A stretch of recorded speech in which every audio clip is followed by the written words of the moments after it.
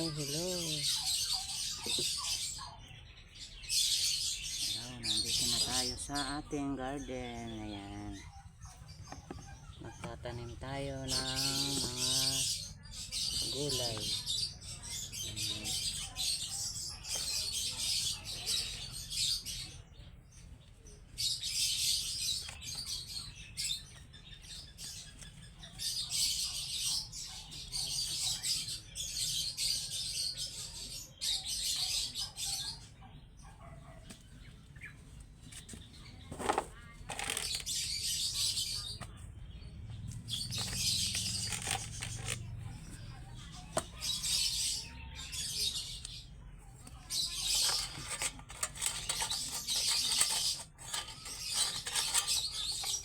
Magtatanim tayo ng patani. Ayan.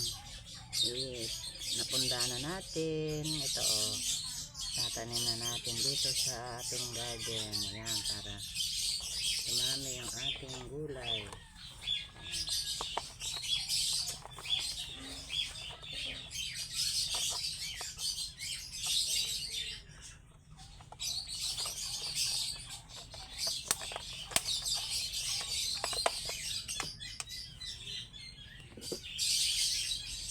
Ito yung ating itatanim sa ating gulayan. Ito patani. Napunda ko na itong mga lalam. Ito. Ayan. Tatanim na natin.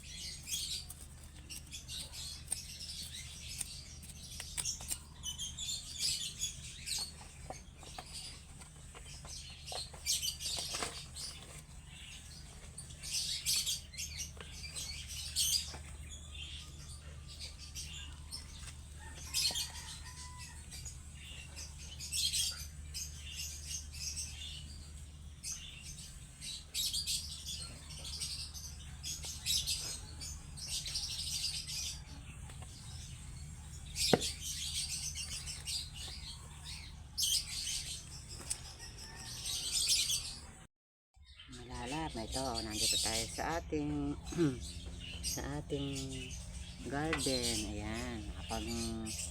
Nakapag tanim na ako ng mga gulay. Itong ating tinatanim ngayon, mga bataw. Ayan. Pinunla ko muna bago natin tinanim sa lupa. Pinunla ko sa kaparasong bote na plastic. Ayun, lumaki na sila. Ayan, papakita ko sa inyo mga lala. Good morning pala sa inyo lahat. Today is Saturday. Ayan, wala na naman pasok tayo mga lala. Walang pasok yung ating mga estudyante. Siyempre, ito, nandito tayo sa ating mga libangan, sa ating garden. Ayan. Ayan, nandito sila, yung ating bagong tinanim ngayon. Ayan, mga ilang araw na yan, malaki na sila. Ayan, ito yung mga bataw. Yun bang kinakain lang yung buto, yung malalaking buto. Yun nilalagay nila sa pakbet. Ayan, ganyan. Malalaking buto. Ayan. Mahal ito. Kung bibili ka sa palengke, bihira lang yung bataw. Ayan. Ayan, malalaki na sila mga lalab. Ayan, mga ilang araw na lang ito ano na sila. Ayan. Tapos dito meron tayong dito mga lalab, yung okra. Ayan. Mga okra ko, tinanim ko yung mga okra ko. Ayan. Tinabunan ko muna ng mga plastic kasi madaming ibon dito. Ayan, ang lalaki na niya. Ang tatangkad na nila mga lalab. Ayan to, mga manggo ito. Ayan. Ayan, lumalabas na sila mga lalab. Ito yung aking mga munggo. Ay, munggo. Hindi munggo mga lalab. Okra. Ayan. Mga okra ito. Ayan. Ang lalaki na nila. Inano ko sila tinakpan ko sila kasi inaano sila ng mga ibon. Ayan. Ayan sila. Ayan.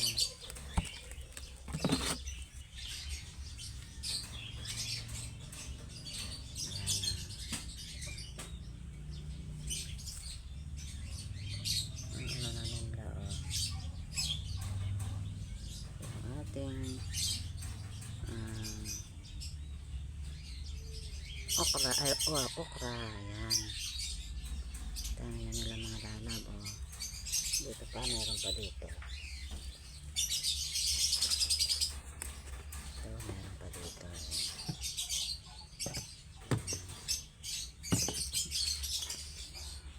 Ayan sila.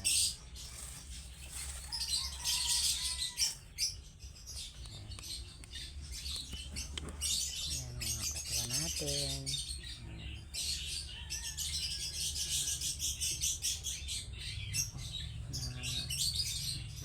Na naman yung iba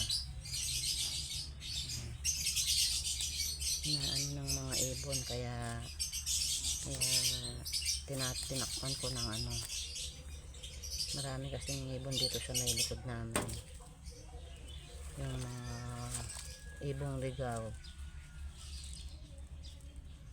palipad-lipad yung mga ibon. Ayan. Tapos dito ayan.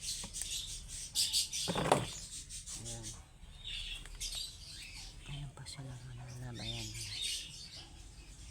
Ayan. Ayan sila. Ano na sila.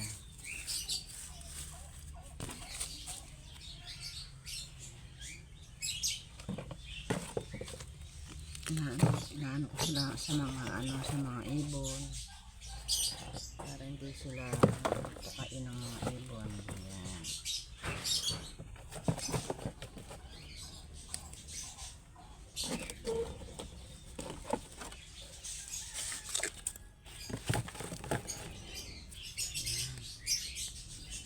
sila mga lalago. Yung ating mga okra. Yan. Paano na sila. Palaki na sila.